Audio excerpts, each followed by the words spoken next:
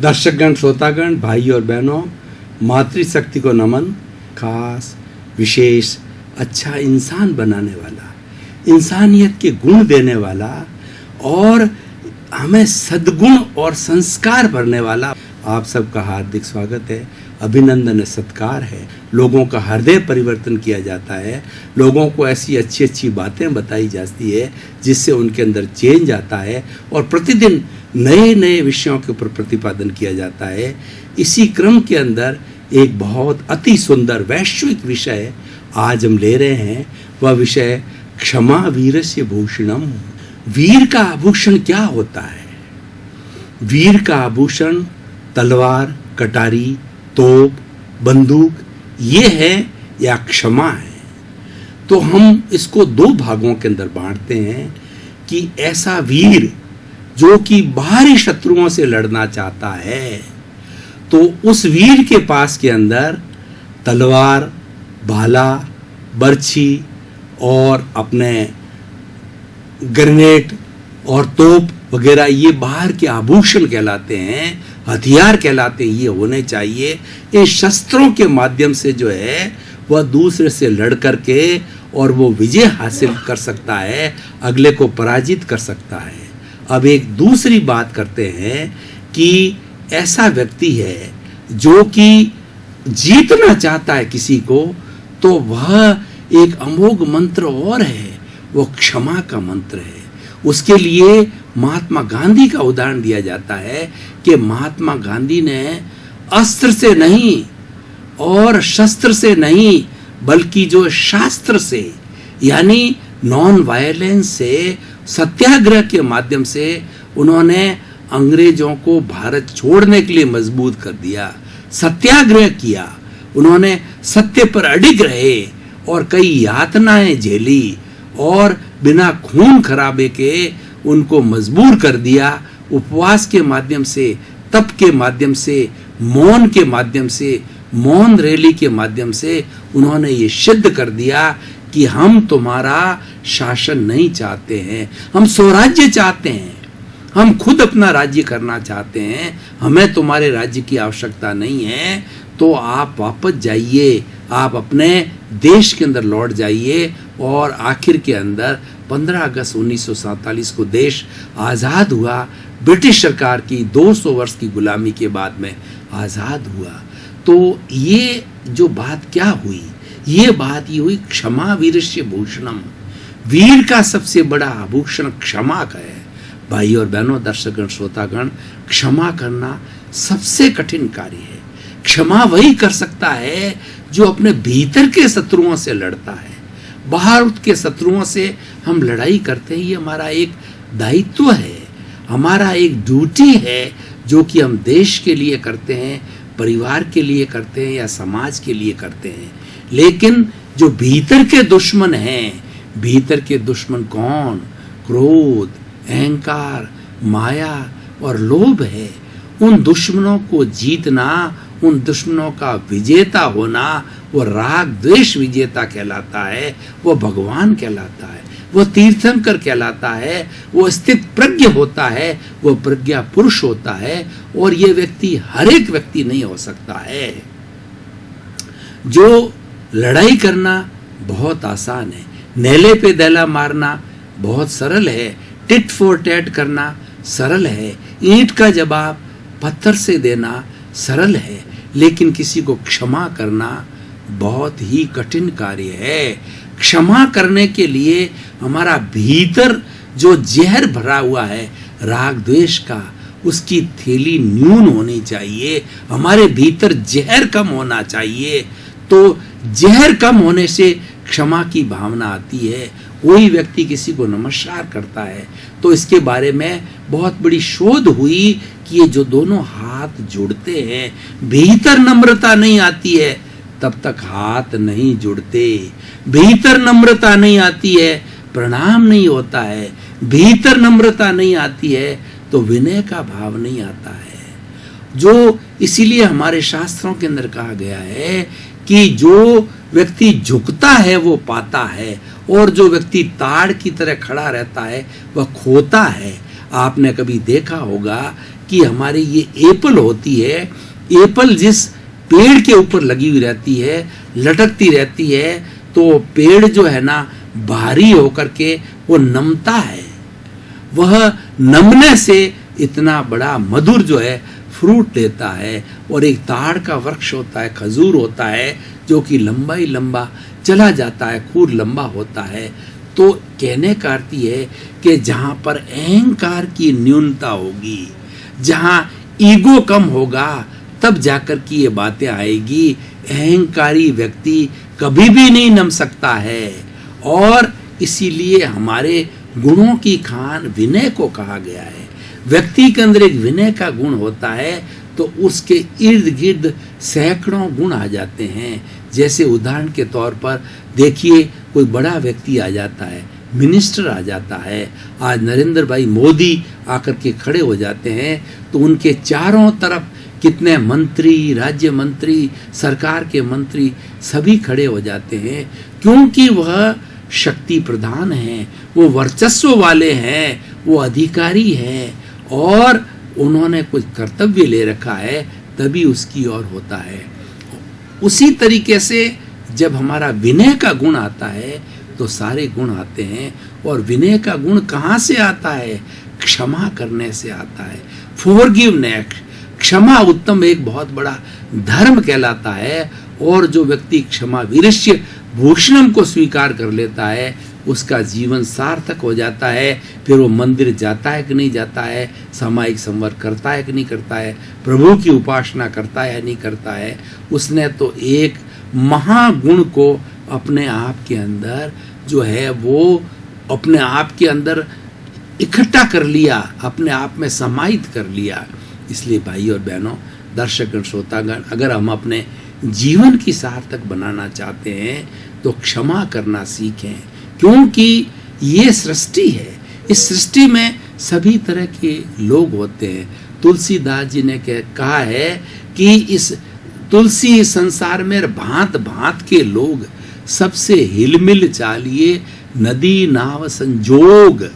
ये सारी दुनिया संजोगों से मिली होती है। कई संजोग कई तरह के होते हैं, उनकी हर एक की अलग अलग प्रकृति होती है। तो उसकी प्रकृति के विरुद्ध जाओगे तो आप हर एक से लड़ना प्रारंभ करोगे। और किस किस से लड़ोगे, कब कब लड़ोगे, उनको क्षमा करना जो ऐसी बताइए। हम आपको क्षमा के सैकड़ों अनुभव आपको बता सकते हैं। सबसे पहले हम भगवान महावीर का एक अनुभव लेते हैं कि भगवान महावीर जो है वो अपनी माँ के, त्रिशला माँ के गर्भ के अंदर आए तो तीर्थंकर होने वाले थे। जो तीर्थंकर होने वाला जीव होता है, आत्मा होती है, वो अपने साथ में 3 ज्ञान लेके आती है, मति, श्रुत और अवधि। और वो पेट के अंदर उनको 3 ज्ञान होते हैं माँ के गर्भ में आते ही। और उसके बाद के अंदर जब वो साधु बनते हैं, सन्यासी बनते हैं, तब उनको जाति स्मरण ज्ञान, उनको जो है वो उनको मैत्री, उनको चौथा ज्ञान हो जाता है, मति, श्रुत और अवधि ज्ञान हो जाता है, मनोप्रयोग ज्ञान हो जाता है चौथा ज्ञान। अब देखिए कि महावीर भगवान को कितने कष्ट सहने पड़े। एक क्षमा की सबसे बड़ी मूर्ति महावीर भगवान हैं। वो राजकुमार थे, वो बहुत बड़े वैशाली के राजा थे, लेकिन उन्होंने 30 वर्ष की उम्र के अंदर जब दीक्षा ग्रहण की, उन्होंने एक संकल्प किया कि मेरे इस शरीर को नरक गति, तिर्यंच गति, मनुष्य गति, देव गति, कोई भी पशु पक्षी प्राणी इसको काटे, मैं इसकी सार संभाल नहीं करूंगा। और वो आत्म प्रदेशों में जाकर के और स्थिर हो जाते थे। एक समय का किस्सा आता है कि इंद्र ने जो है वह ये घोषणा की इंद्रलोक के अंदर कि मनुष्य लोक के अंदर भगवान महावीर एक ऐसे हैं जो कि क्षमा के सागर है। उनके समान कोई क्षमाशील व्यक्ति नहीं है। एक संगम नाम का देवता था, बड़ा ईर्ष्यालु था। तो उस देवता ने कहा कि ऐसा कैसे हो सकता है, मैं उनको परास्त करता हूँ। अब इंद्र भगवान का जो है वो क्षमा का जो गुण है वो कैसे कहे तुम वहाँ मत जाओ, तो क्योंकि भगवान तो परमवीर है और वो क्षमा के सागर है। तो वह चला गया और भगवान को 6 महीने तक कष्ट दिया। एक रात्रि में 20 मरणांतिक कष्ट जो है भगवान महावीर को दिए। उन्होंने जो है वो क्योंकि देव था, अपना रूप बदल लेता था, तो उन्होंने जो है हाथी का रूप बना करके सूंड में रख करके भगवान को पछाड़ा, सांप बन करके डसा और इस तरीके से मरणांतिक कष्ट एक रात्रि में 20 दिए। लेकिन भगवान अडोल रहे, उसको क्षमा करते रहे और अंत में जब 6 महीने का उसकी अवधि समाप्त हुई तो उसने संगम देवता ने भगवान महावीर को कहा कि मैं आपको कैसा लगता हूँ। उन्होंने कहा तुम तो मेरे बहुत परोपकारी हो, तुम तो मेरे जो है, मैं तुम्हारे प्रति कृतज्ञता ज्ञापित करता हूँ कि तुम्हारे ये करने से जो है मैंने अपना राग द्वेष को प्रकट नहीं किया। तो तुम ऐसे व्यक्ति हो कि अगर किसी भी व्यक्ति का जो अगर शाम का समय है और उसका सामान 100 रुपये का है और वो बेचना चाहता है और वो 125 में बिक जाता है, तो तुम तो ऐसे मेरे हितैषी रूप में हो जिसने मेरे कर्मों को काटने के अंदर सहयोग दिया। जीसस क्राइस्ट का उदाहरण दीजिए। जीसस क्राइस्ट को सूली पर चढ़ाया गया और उनको कई घावों से बींधा गया, उनको कई कीलें ठोकी गई, और लेकिन अंतिम समय में उन्होंने ये कहा कि ये कृत्य करने वाले अज्ञानी हैं, इनको माफ कर दिया जाए। ऐसी महान आत्मा है जिन्होंने क्षमा वीरस्य भूषणम का बहुत बड़ा सिद्धांत पकड़ लिया। एक माँ के सिर की कहानी आती है कि एक बेटे ने माँ का सिर काट दिया, सिर काट करके और वो अपने हाथ में लेकर के जा रहा था, तो रास्ते में माँ का सिर जो है पड़ करके और उसके पैर के ऊपर पड़ा, तो वो माता का सिर बोला कि बेटे तुम्हारे कोई पैर पे चोट तो नहीं आई। देखिए इतना बड़ी क्षमा की बात होती है। तो मैं इस एपिसोड के माध्यम से कहना चाहता हूँ कि यदि चराचर जगत की 7 अरब की जनसंख्या एक दूसरे को क्षमा करना सीख जाए और वह प्रतिक्रिया नहीं करे, वह झंझट में नहीं पड़े, तो ये हमारी सृष्टि, ये हमारा विश्व जो है एक स्वर्ग बन सकता है। और मैं तो ये कहना चाहूँगा कि क्षमा वीरस्य भूषणम का जो सिद्धांत है, इसको यूएनओ जिसके अंदर 200 से अधिक राष्ट्र जिसके सदस्य हैं, उसको इसका हमारा एक मूल मंत्र के रूप में स्वीकार करना चाहिए, एक लोगों के रूप में स्वीकार करना चाहिए, एक राजतंत्र के रूप में स्वीकार करना चाहिए कि एक दूसरा देश है, दूसरे को क्षमा करे। क्षमा करने का अर्थ यह है कि कोई गलती करे, वो गलती स्वीकार कर ले, उसको माफ़ कर दिया जाए। भाई और बहनों, दर्शकगण, श्रोतागण, मैं आपको जो आज की जो न्याय प्रणाली है उसके बारे में प्रकाश डालना चाहता हूँ, क्योंकि ये विषय से जुड़ी हुई है कि कोई एक व्यक्ति जो है कोर्ट के अंदर केस लगाता है, तो हमारे कोर्ट की क्या स्थिति है। 20 साल, 30 साल, 40 साल तक दादा केस लड़ता और पोते तक भी उसका फैसला नहीं आता है। कई लंबे समय तक वो केस चलता रहता है और अंत में उसका फैसला क्या आता है कि समझौता आता है। तो हम समझौता प्रारंभ से क्यों नहीं कर लें। क्षमा वीरस्य भूषणम एक समझौता है। हमारे दो के बीच के अंदर टकराव हो गया, तो दोनों मिलकर के कोई समाधान निकालें। अब टकराव के अंदर नुकसान की बात होती है, किसी को 60 हो सकता है, 40 हो सकता है, और किसी की गलती ज़्यादा हो सकती है, किसी की गलती कम हो सकती है, क्योंकि बिना गलती के टकराव नहीं होता है। हमेशा कभी भी तू मैं होती है, तो दोनों पक्षों की गलती होती है, एक पक्ष कभी लड़ नहीं सकता। इसलिए कहा जाता है घर के अंदर बर्तन जो है खड़बड़ करते हैं, बर्तन ना हो तो क्या खड़बड़ करेगा। तो इसीलिए दो का टकराव करने के लिए दो का होना बहुत जरूरी है। दो के बिना टकराव नहीं होता है। मान लीजिए भाई भाई के बीच के अंदर टकराव हो गया, तो दोनों अगर सद्बुद्धि वाले हैं तो मिलकर के कोई रास्ता निकाले, कोई समाधान निकाले, तो वह बहुत बड़े कोर्ट से, बड़ी कार्रवाई से, नकारात्मक भाव से और सबसे बड़ा मानसिक तनाव से वो बच सकता है। इसीलिए किसी महापुरुष ने बहुत ही अच्छा कहा है कि 3 बात से जीव को सदा राखिए दूर, कर्ज, बीमारी, मुकदमा और फिर खाओ भरपूर। अगर आपको आनंद से जीना है, भरपूर खाना है, तो 3 बातों का परहेज रखिए। कर्ज का मतलब यह है कि आपने कोई भी पैसा जो उधार लिया बैंक से या किसी से, तो उसका जो ब्याज है वो दिन सोता है, वो रात सोता है। 24 आवर्स मीटर चलता है। दूसरे मीटर तो बंद होते हैं, लेकिन ब्याज का मीटर एक क्षण भी बंद नहीं होता। तो कर्ज और बीमारी, कोई व्यक्ति बीमार हो जाता है तो वह हॉस्पिटल के अंदर हो जाता है, लेकिन उसकी देखभाल करने वाले परिवार के अन्य सदस्य होते हैं, उनको जाना पड़ता है, उनको समय खर्च करना पड़ता है और धनराशि खर्च करनी पड़ती है। तो ये बीमारी, और तीसरा मुकदमा, तो वो तो सबसे ज़्यादा खराब है कि आदमी को कोई जरूर से जरूरी कार्य हो, लेकिन वकील की पेशी है तो उसको पहले जाना पड़ेगा, कहीं एक तरफा फैसला नहीं हो जाए। इसीलिए हमारे बोलचाल की भाषा में कहा जाता है कि 3 कोट से परहेज रखिए। सफ़ेद कोट तो हमारी व्यवस्था है, डॉक्टर है, वो कोई बुरा नहीं करता है, लेकिन ईश्वर से प्रार्थना करनी चाहिए कि हे ईश्वर, मुझे ऐसी शक्ति दो कि मैं कभी बीमार नहीं पड़ूं, मुझे कभी दवाई नहीं लेनी पड़े, मुझे अस्पताल नहीं पानी। ये ऐसी भावना पाते रहो। हमारे जो भीतर विराजमान प्रभु है वह ईश्वर है, वह जो है वो शक्ति देता है, उससे शक्ति मानते हैं तो हमारा शरीर स्वस्थ रहता है। और रोज मांगोगे, प्रतिदिन तहे दिल से, बच्चे की तरह, बच्चा जैसे मांग से मांगता है वैसे करते रहेंगे तो हमारे अंदर एक प्रतिरोधात्मक शक्ति पैदा होगी। वह ईश्वर हमें शक्ति देगा और हमारा शरीर स्वस्थ होगा। हमें किसी डॉक्टर के पास में, किसी हॉस्पिटल के पास में किसी दवाई लेने की जरूरत नहीं रहेगी। और दूसरा है मिटिया कोट। मिटिया कोट का मतलब पुलिस। पुलिस तब आती है जब लड़ाई झगड़ा होता है, तो हम पहले ही समाधान निकाल लें कि लड़ाई झगड़ा क्यों करें। और तीसरा कोट काला कोट, जो मैंने अभी कोट की बात होती, सबसे खतरनाक कोट होता है काला कोट होता है, जो कि दोनों तरफ मिल जाते हैं और वो चाहते हैं कि ये लंबा चले। अगर कोर्ट की प्रक्रिया सही मायने में देखा जाए तो ये वकील लोगों का रोजगार का साधन है।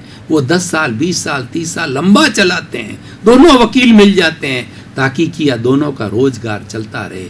तो भाइयों और बहनों, मैं ये निष्कर्ष की बात कह रहा हूं कि क्षमा वीरस्य भूषणम।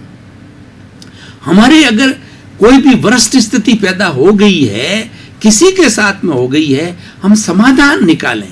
चाहे हमारी बोलचाल की बात हुई है, चाहे हमारे किसी प्रॉपर्टी का झगड़ा पड़ा है, अन्य झगड़ा पड़ा, और हमारे दो के बीच में समाधान नहीं हो, तो ऐसे निष्पक्ष व्यक्ति, जिसको पंच बोलते हैं, जिसके अंदर दोनों का विश्वास हो, उसकी मध्यस्थता कराइए और उसके निर्णय को मान्य कीजिए। मैं आपको एक उदाहरण देना चाहता हूं भाइयों और बहनों। आपने थोड़े समय पहले देखा होगा कि रिलायंस के बड़े बड़े दो जो है, वो कहना चाहिए कुबेरपति अनिल भाई और मुकेश भाई, उनके बीच में ऐसी तनातनी हो गई कि रिलायंस के टुकड़े हुए, इतना कंपटीशन हुआ, उनके बीच में इतनी कटुता आ गई कि रिलायंस ग्रुप टूटने के कगार पे हुआ।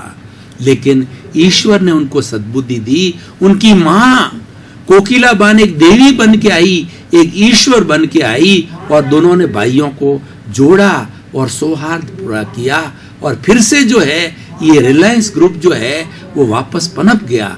आज विश्व का सबसे बड़ा ग्रुप है भाइयों और बहनों। तो ये किससे हुआ? ये क्षमा करने से हुआ। किसी न किसी को कोई व्यक्ति क्षमा करता है तो हमारी बहुत बड़ी उलझन टल जाती है, बहुत बड़ा टकराव टल जाता है, और क्षमा की भावना न आती है तो उसकी स्थिति इतनी भयंकर होती है, कई बार तो नियंत्रण के बाहर भी चली जाती, सुसाइड तक पहुंच चली जाती है। इससे बढ़िया, इससे बढ़कर के क्या बड़ी बात हो सकती है? तो भाइयों और बहनों, दर्शकगण, श्रोतागण, मैं आपको क्षमा वीरस्य भूषणम का एक सूत्र बताता हूं, जो कि मैं प्रतिदिन करता हूं, हर क्षण करता हूं, कि हमें क्षमा कैसे मांगनी चाहिए, क्षमा कैसे करना चाहिए, और वैश्विक स्तर पर हम क्षमा कैसे करें, उसका मैं आपको एक सटीक उदाहरण नहीं, प्रयोग करके बताना चाहता हूं। कार्यक्रम प्रयोगात्मक है, ये थ्योरी एक्शन दोनों को साथ साथ लेके चलता है। जो सिद्धांत हम कार्यक्रम में बताते हैं उसके साथ साथ के अंदर हम एक्शन भी बताते हैं, उसके साथ साथ में हम समाधान भी बताते हैं। लेकिन हमारा सारा समाधान है विचारों को पॉजिटिव बनाने पर है। दर्शकगण, श्रोतागण, भाइयों और बहनों, आपका बहुत बहुत धन्यवाद। आपके प्रति कृतज्ञता कार्यक्रम को बड़ी दिलचस्पी के साथ, बड़ी रुचि के साथ में देख रहे हो, इसलिए दर्शकों का बहुत बहुत धन्यवाद। सर्वे भवन्तु सुखिनः, सर्वे भवन्तु निरामया। सभी विश्व के जीव जो है आनंदमय हो, सुखमय हो, शांतिमय हो।